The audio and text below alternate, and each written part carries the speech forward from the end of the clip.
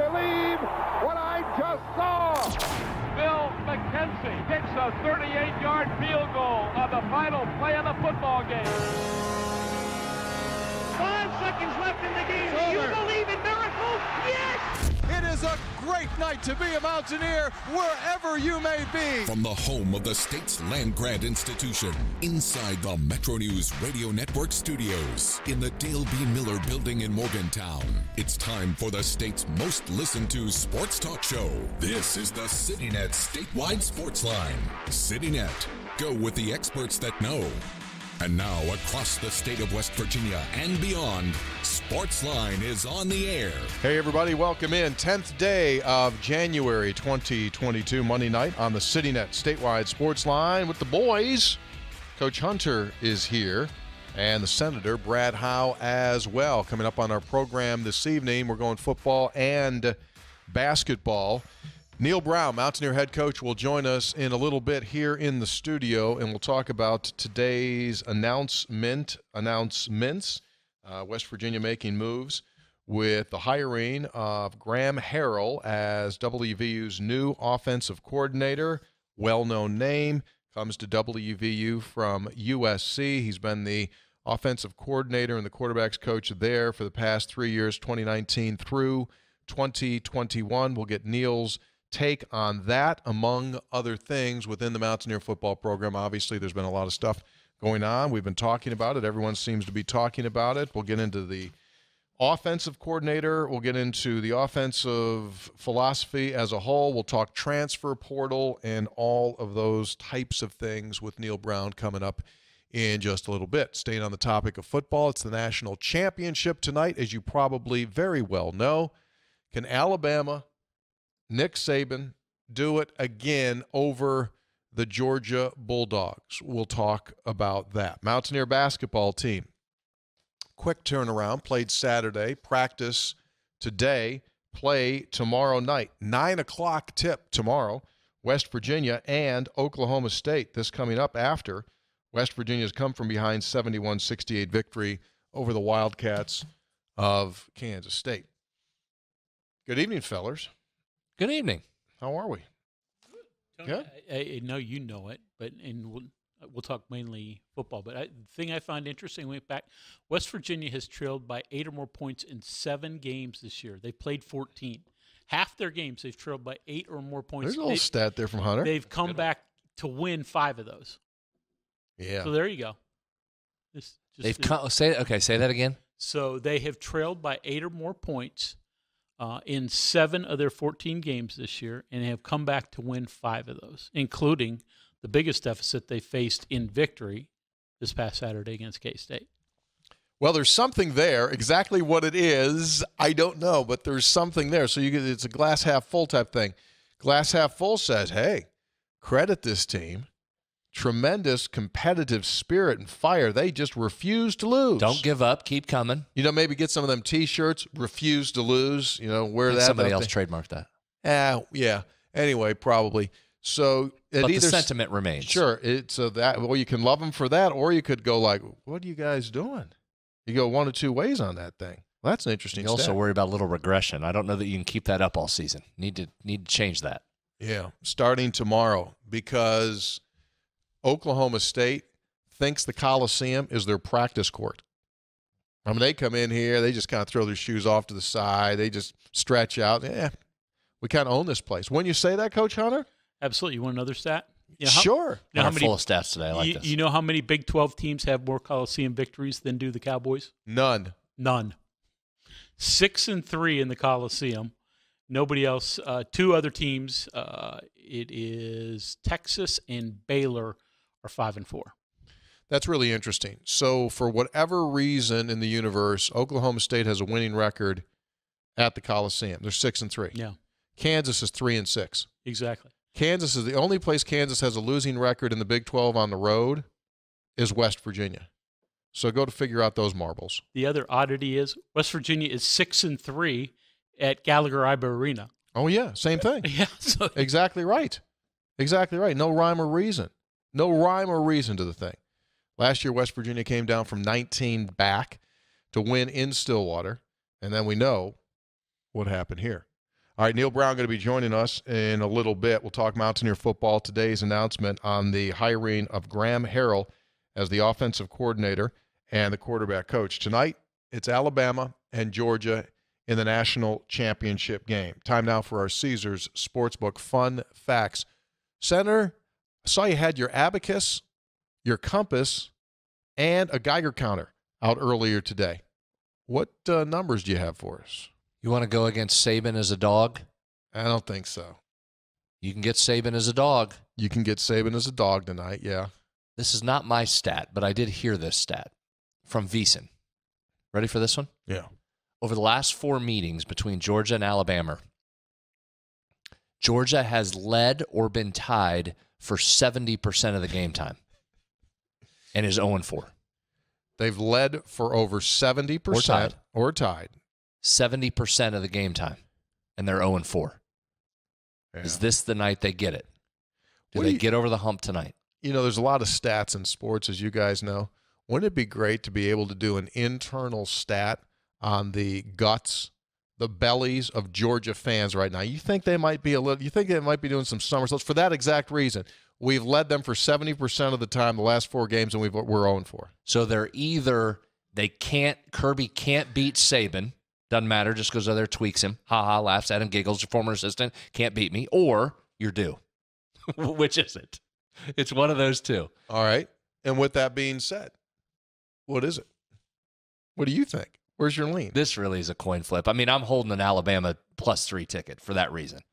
And it talked about this on podcast today. It's a little bit of a betting psychology move. I will feel better about a loss if I'm holding the Saban ticket, and Nick Saban is an underdog, which happens rarely, and when it does, he usually wins. I'll feel better about that loss, right, tip my cap to Georgia, than if I play Georgia, which very well may be the right side, and Saban pulls it off, and I go, what was I doing with Georgia? So I'm just going to go with, mentally, I'm going to do something so I can enjoy the game, have a little something on the game, want a little skin in the game. Sure. So I'm going Saban, and if I lose it and I'm the wrong side, okay, I can handle that better. That makes sense. NFL wildcard weekend coming up this weekend. Postseason calls for a wager, and Caesars Sportsbook can take care of you a wild card bonus. Here's how we're going to do this thing this weekend. You can make the most of the wild card matchups, same game parlays, some same game parlays. You bet $10 or more on a same game parlay of 3 or more legs. You do that for 2 games this weekend, you get a $10 free bet. You build a same game parlay for 4 of the games, you get a $20 free bet. If you do it for all 6, Caesars gives you a $30. That'd be a $30 with 3 and a 0 free bet. As always, you can keep an eye open for daily profit boosts, bonuses, sweeps, much more, including getaways and chances to win massive grand prizes. You must be 21. The offer valid in West Virginia only and for new and existing users. Terms and conditions apply. Paid and back credits. Credit must be used within 7 days of receipt. See Caesars.com/promos for full terms. Void where prohibited. Gambling problem, call 1-800-GAMBLER or visit 1-800-GAMBLER.net. All games regulated by the West Virginia Lottery. Please play responsibly. Stay with us. We've got more coming your way. CityNet, Statewide Sportsline. Neal Brown will be in studio a little bit later. Stay with us. Right? Probably wouldn't be in the upper percentiles. Do you agree with that? I hadn't thought about that. Could you see him running cones? I don't. Anyway, we'll talk about the Mountaineers in a second. But yesterday, I'm wondering out loud if the end of the NFL regular season has ever been more dramatic and spectacular than what we saw yesterday. That thing was out of a book, like a movie. It was nutty. It was like the best ever. I mean, it was the absolute best ever. You go to that Steelers game, and then you go through all of the drama in the Steelers game. Is it Big Ben's last game? Is Big Ben going to do it? Not going to do it. Going to do it. Going to do it. Not going to do it. Not going to do it. Is it? He throws that 4th down pass, and it's like inches from the outstretched arm of the defensive lineman. They convert, the rest of the story. And then what's the chance of the Chargers and the Raiders being a tie? NFL games tie like less than 1% of the time, and it was there for a tie. Anyway, you get the whole deal. Add in the biggest upset of the year that the Steelers needed with the Colts losing to Jacksonville. Jacksonville. That was unbelievable. Yeah. All that had to fall into place. Storybook. I think, if I'm not mistaken, Neal's here, right? So We're going to do this. This is the first time I heard. This is a great entrance. In Yes. studio while the show's going Hockey. on, door opens. No, this is perfect. And he just walks right in. That is perfect. This is first time ever. Line First change. time. Hockey line change. Go ahead, Coach. Trying to grab that mic. This is a line change. This is good. I know you're. This is nice. I know you're a football coach, but you got to admit the hockey line change is pretty nice. The hockey line change, like you should be able to do that in football too. Like, forget what that official having to come in there and tell, wait a second, you got to wait for the substitution. You should be able to run guys in and out while play is going on. It'd be interesting. How are you, buddy? I'm doing well. Good. I'm doing well. Good. It's a little cold out there tonight. Oh, buddy. It is cold, man. You spent time in Massachusetts. This is nothing. That's accurate. Fresh off of exciting St. Francis and Clay Battelle basketball game. Yeah, how'd you do tonight? Yeah. It's not a we. You're distancing yourself there. No. It was fun. They Don Robinson, who we know Don. Yeah, one of my good friends. He coaches them, and they did a good job. I'm telling you what, they had some plays where like came off some screens, design plays. I mean, A+ job coaching by him. So besides being a banking aficionado, he can call some X's and O's. Accountant, banker, middle school girls basketball coach. I like it. What's his temperament on the sidelines? He's even keel. Even keel. That's good to see that. It's not a career for him. No. It's easy.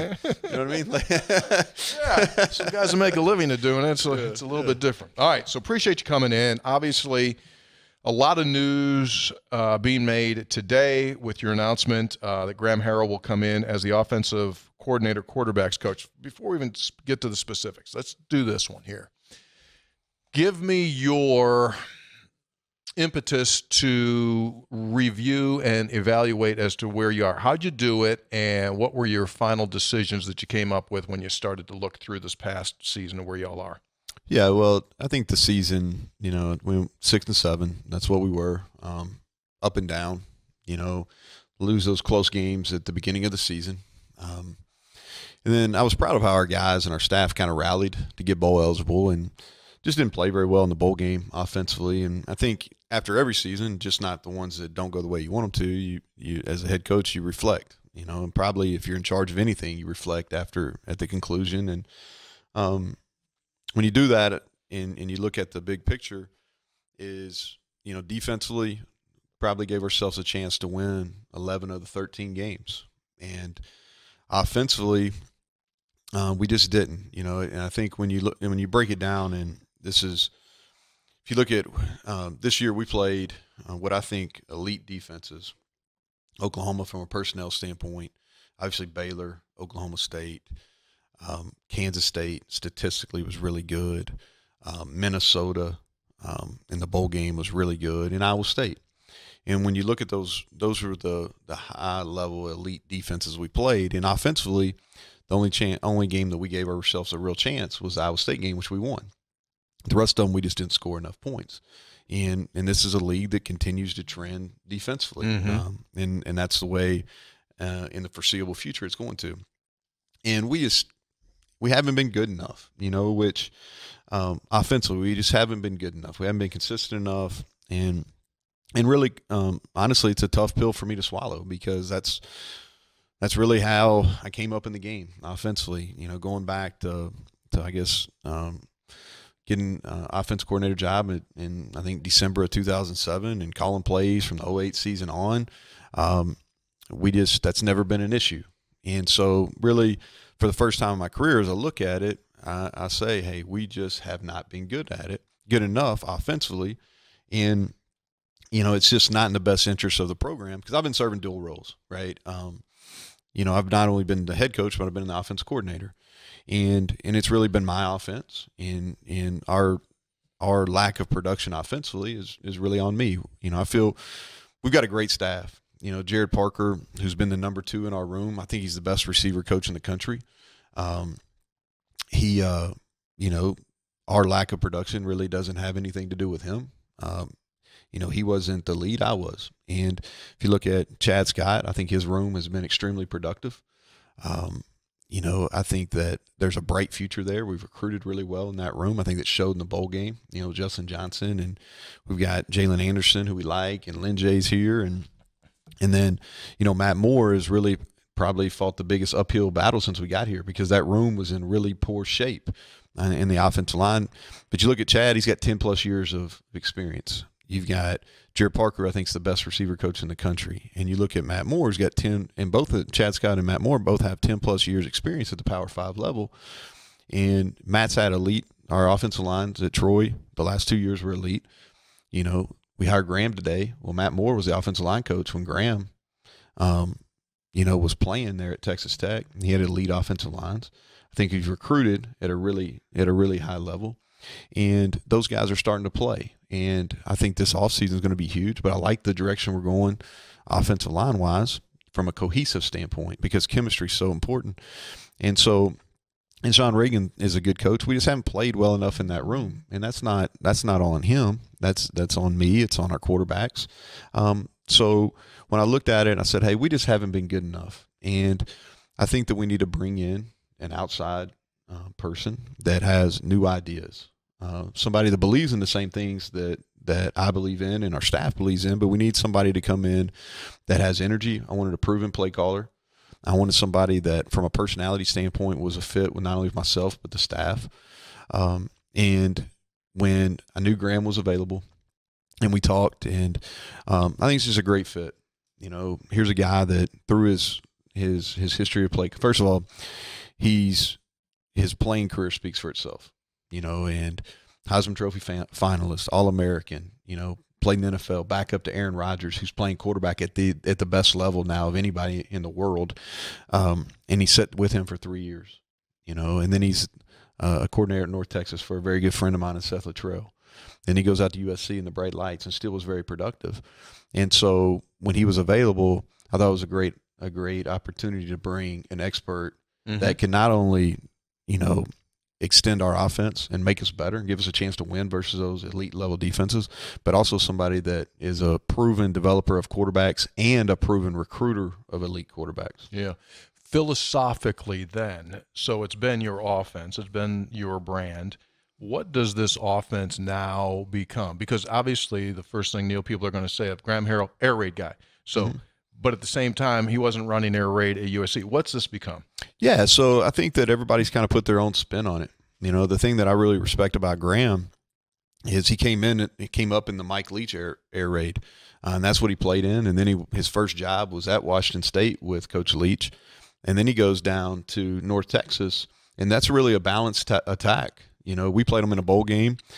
They had, I think, back his last 2 years, they were in the top 25 in the country. They were really balanced, played it with a tight end. They ran the football, and they were able to hit some big explosive plays. And he goes to USC, and he's used his personnel, developed some elite level wideouts there, played with 3 different quarterbacks, I guess it was, and they've all performed at a high level.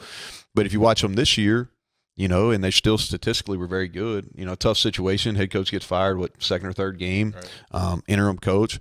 But they perform very well, and he plays in a ton of 12 personnel, 2 tight ends, and found ways to give themselves a chance to win. And so what it's going to be is I'm backing out of that. I want an opportunity. Today's game is so much about relationships, and I want to do a better job of coaching our coaches and building relationships with our players. And so Graham's got his thoughts. He's going to sit with Jared and our staff and put together what we're going to look like moving forward. And I think the best play callers are the people that build around the talent we have here and the talent that you possess. And we have some pieces. We're going to have obviously a new quarterback that'll take the realm, but we do have some pieces. So I'm thinking in terms of those schematics and in your players learning a new scheme, huge learning curve for them, little more learning curve for them. What are they going to have to adjust to? Yeah, I think when you make a change, there has to be, real change. And so what we're going to do, and some of that's been in conversations, and some of it's going to be with some input from our staff here. And Graham's been successful. He's got a system that he believes in. A lot of the pass concepts and the runs concepts that he's been using are similar to the way we've been using. I think what we need to do is really kind of thin down. We've really tried to do a lot, and I think that, again, that's on me. We maybe try to cover up some things rather than just really get really good at a few things. And so, again, Graham and the offense staff will sit down. There'll be some different terminology. He'll bring some new things. we'll probably reduce some of the things we were doing. I thought he at North Texas and then at USC, he did a really good job of being simple in the run game but being effective. And particularly at North Texas, they did a really good job with explosive plays. And so that's something that we've got to be more proficient at, is getting shots down the field.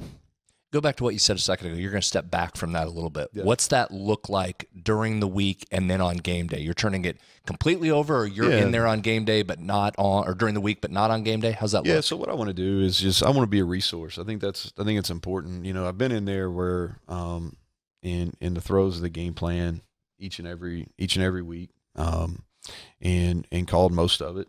And so that's something that I've been doing, and it takes a lot of time. And like this is kind of where I'm at on it, is like the college football landscape has changed. It really has. There's so many more hats that you have to wear, even as soon as 4 years ago, really.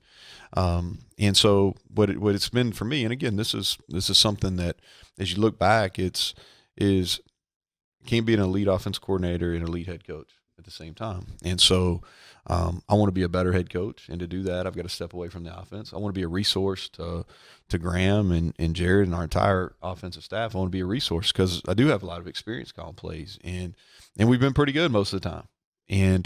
But at this point, I think the best thing for the program is for me to step back, be a resource to them, and let those guys who are experts, in particular Graham, take this offense and get us to where we need to be, where we can be competitive and give ourselves a chance to win the game on that side of the ball as well. Neal Brown is our guest. We're talking about today's announcement. Graham Harrell coming in as the offensive coordinator. There's a bunch of other things that we want to get into. Obviously, the transfer portal, and you said, Neal, that a lot has changed in the last 4 years. A lot has changed in the last, let's face it, 18 months. NIL, transfer portal, all of that and more. We'll get into that. Stay with us. More coming up. CityNet Statewide Sportsline continues. CityNet Statewide Sportsline Monday night. Neal Brown is with us in studio. By the way, we're not letting you go before you make a straight-out prediction on Alabama and Georgia tonight. Straight out. Well, straight out. I know. You don't have to do it yet. You can. Well, think I'll he's ready. tell you. He's already ready. Yeah, Just let him go. I know where my feet are, and so my feet are in West Virginia. Yeah. There's only one West Virginia native that's coaching in the game as the head coach. That's true. So here's what I'll say. Like, a lot of respect for both programs. Obviously, a Mountaineer, Jamal Adai is coaching the secondary of Georgia, and wish him the best.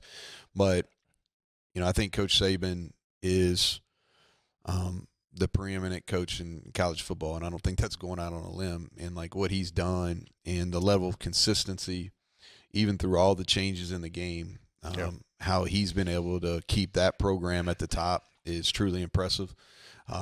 And so I think it's going to be really difficult for them to beat them twice, to beat Georgia. I think Georgia is the most talented team in the country. I think they've been the most talented team the entire year.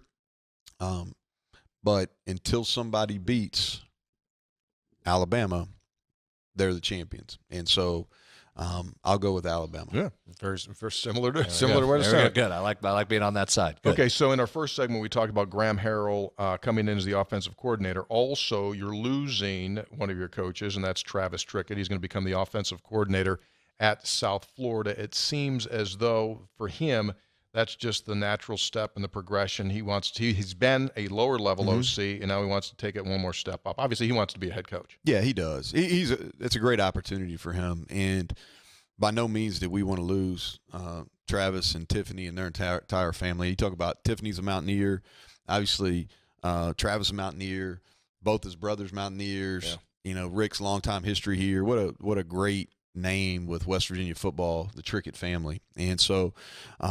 But Travis called me maybe the day after or a couple days after the bowl game and said, hey, I have this opportunity at South Florida with Jeff Scott. Jeff Scott's somebody who I have a lot of respect for. Got to know him well when he was the offensive coordinator for Coach Sweeney at Clemson. And I said, hey, how can I help? Because I really feel like in this profession, like what goes around comes around. And so if you help others that are trying to get where you're at, or you help others build their resume, if you help others do what they really want to do, and he wanted to go be able to call plays. And I thought that was a great opportunity at a good place. He has an opportunity to make a jump where they've struggled. You got an opportunity to make significant gains there, both in the offense statistically and in the win column. And so I thought it made a lot of sense for him, and was able to, he got the job on his merits, but I was fully supportive of him. And even though we hate to see him go, it's a great move. Very similar to, we lose our one of our top strength coaches in Chad Snodgrass, who's a former offensive lineman here for us. And it's not getting the same amount of attention, but it's the same type of loss. You got Chad Snygrass, who played here, who loves West Virginia. He's a native, and he's learned a great deal under Mike Joseph, who I think is the best in the country what he does. But he had an opportunity to go to be the number one, the head strength coach at Old Dominion. And even though we hated to see him go, it's a great opportunity for him and his family. And so you always want the people that are on your staff to be able to better themselves. And what happens is you bring somebody new and you try to do the same thing. And I think what goes around comes around, and very, very happy for both those guys. Yeah, congratulations to both those guys. All right, let's jump in here, transfer portal. Yep. Things have been active, things have been busy. Perception is a lot of turbulence within the WVU program, and that you're losing a lot of guys. Scholarships are going to be off of where they need to be. Give us your take on what's happening. Yeah, so I think when you look at the transfer portal, I think there's a couple of misconceptions out there. All right, so first of all, there's a ton in there, and I saw upwards of 600 plus FBS, just Division I scholarship players still in the portal without a home, which is crazy to me. And so I think there's a couple misconceptions out there, or maybe not misconceptions, but just things that fans in general need to understand. On August 1st, we have to go, like every school in the country has to go back to the 85 limitation. That hasn't been an issue for us, but if we had brought everybody back, we would have been over. And so, like right now in our program, we have approximately 66 scholarships. And we have 19 guys that we anticipate bringing in to fulfill our recruiting class. Those are guys that have already signed and just aren't here yet, meaning they'll enroll at the end of May, or we have a certain number of open spots that we're looking to fill. But those combined are 19, which 66 plus, even my Kentucky math will figure that out. You're at 85. We're at 85. Yeah. Okay. And so now we'll have some attrition between now and then. There'll be another wave, across college football after spring ball. And so, but we're going to play with the closest number that we've had to 85. And so, have we lost some guys? Yes. Winston Wright leaves, who had eligibility left. And then we had a couple other guys leave that, were no surprises. They walked on senior day. We had a very good understanding that was their last game in the bowl game. And that's just, they are using their COVID year and they want to do it somewhere else, and hey, good for them.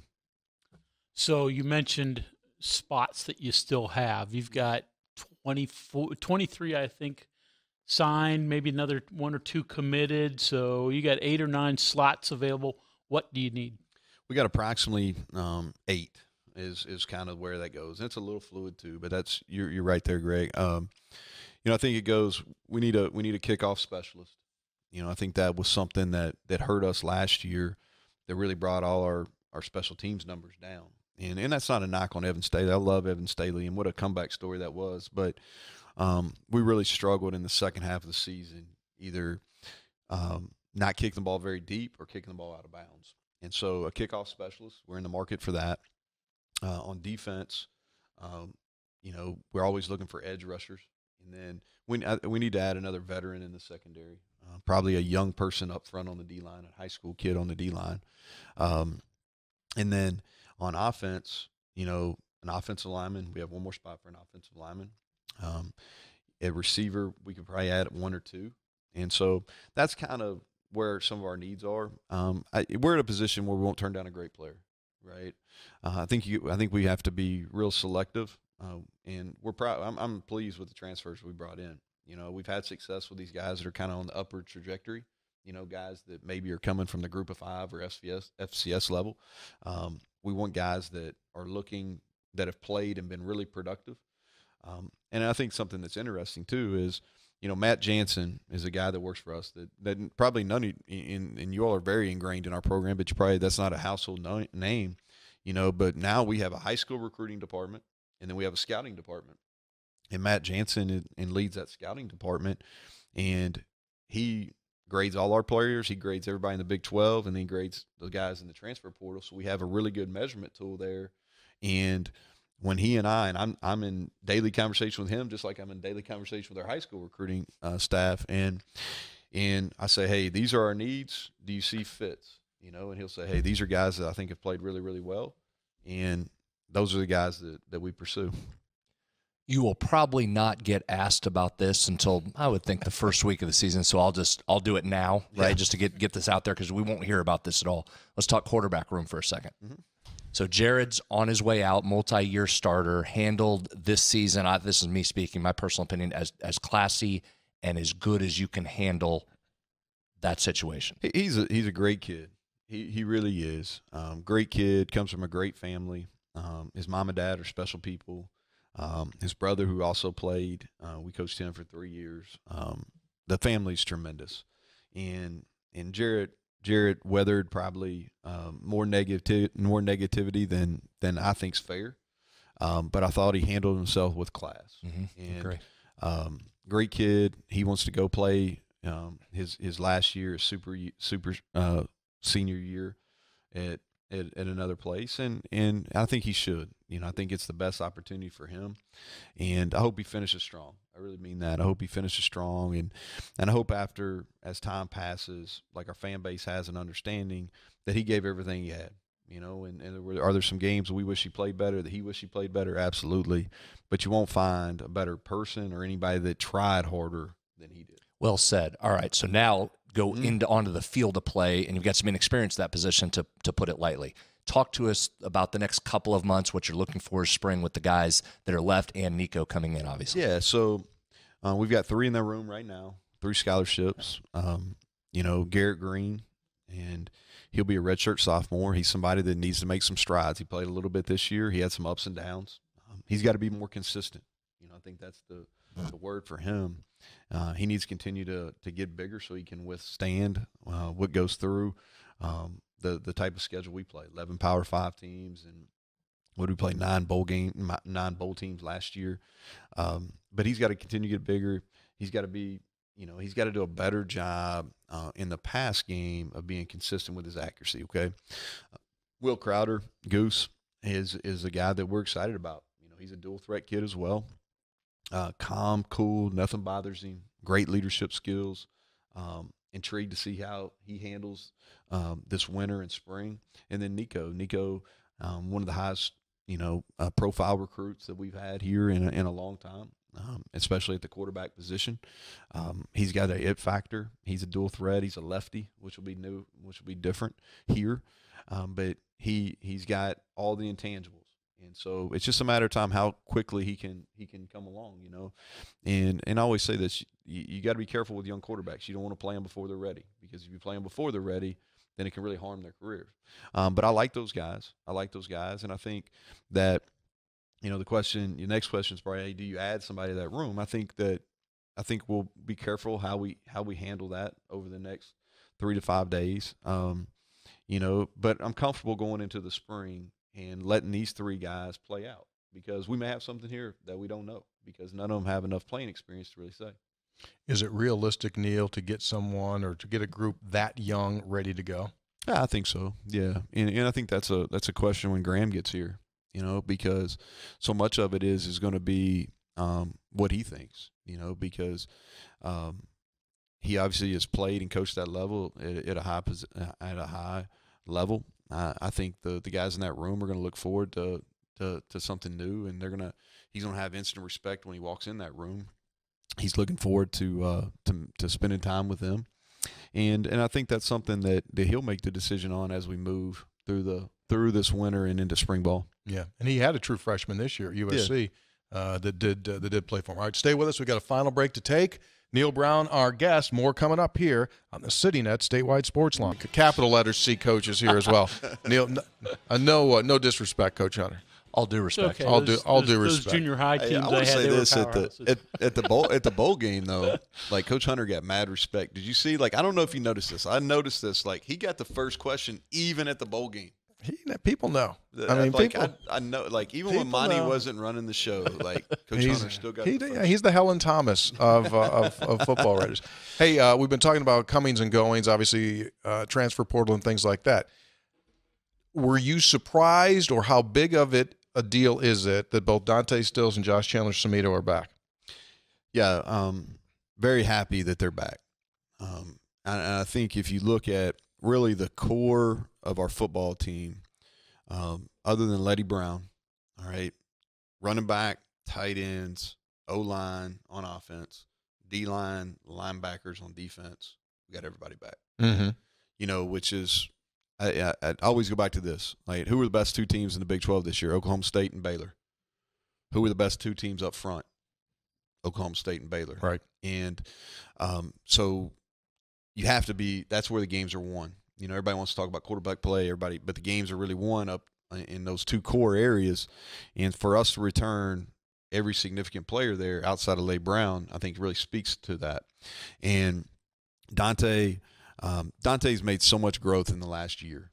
And so coming back, the next 8 months is really what's going to be beneficial to him. Is everybody forgets he's a 4-year player. He never redshirted. All right. He missed a whole offseason with surgery. And he never, as a true freshman, he didn't go through that developmental process that most people do. And so this is his 5th year. He's not taking a bonus year. This is his 5th year. And the next 8 months, he's going to continue to change his body. His best was really good last year. We need him to be more consistent. He knows he needs to be more consistent. He needs to be stronger at the point of contact. He does those things, then it's really going to pay off for him at the end of this year. Yeah. And then Josh Chandler, leading tackler, playing the Mike position. I think it's only going to help him. It's going to help us defensively, but it's also going to help him from a professional standpoint to be able to play another year at that spot. So quickly, in terms of defensive needs, you talk some about safety, especially because that's where your biggest losses are. So do you think most of those replacements are already in the room, though? Yeah, so what our plan is, Greg, is we're going to go through spring ball. And we've got a young secondary right now, but we also have a lot of guys that are versatile that can play multiple positions. And so we have St. McLeod, who we're really high on, Aubrey Burks, who we're really high on, Caleb Coleman, Davis Mallinger, and then we bring back Charles Woods, who can play multiple positions. Nick Troy Fortune coming back off an injury. Daryl Porter, who played at a high level last year. We bring a transfer in that one of the best ranked or most highly productive corners in all of FCS football, Marcus Floyd. We have a junior college transfer in Hershey McLaurin, who looks as good as anybody back there. So we're going to go through spring, go through our winter workouts, go through spring ball, and then evaluate it again. And if we need to add somebody, we will in the next round after spring ball. You guys, off-season has begun, right? Classes started today, so our 22 season is underway. Our first official workout will be on the 17th. So Martin Luther King Day is when our real off-season starts, and we do 8 weeks and then take spring break and then get into spring ball, and it'll be here. You believe it? 21 weeks of off-season until the college football. So you have 8 weeks of winter, 5 weeks of spring, 8 weeks of summer. Oh, yeah, there you go. That's not that far. It's not that far at all. This is a massive spring. You know, sometimes people get glazed over on spring. This is big. Yeah, it is. It's I think at the quarterback position and the secondary position, this spring is going to be absolutely critical in our development. All right. Appreciate you coming in. No, glad to be here. Appreciate what y'all do, and good night for football. Yeah, it is. So, yeah, tune it in. Alabama and the Georgia Bulldogs for the national championship. That'll do it for us. Complete coverage available to you at WVMetroNews.com on today's announcements of the hiring of Graham Harrell. We're back again tomorrow night, West Virginia, Oklahoma State at the Coliseum. It's a late tip-off, 9 o'clock. Boys will be in tomorrow. For Neal Brown and Coach Hunter and the Senator Brett Howe, we're out. CityNet, Statewide Sportsline. See ya.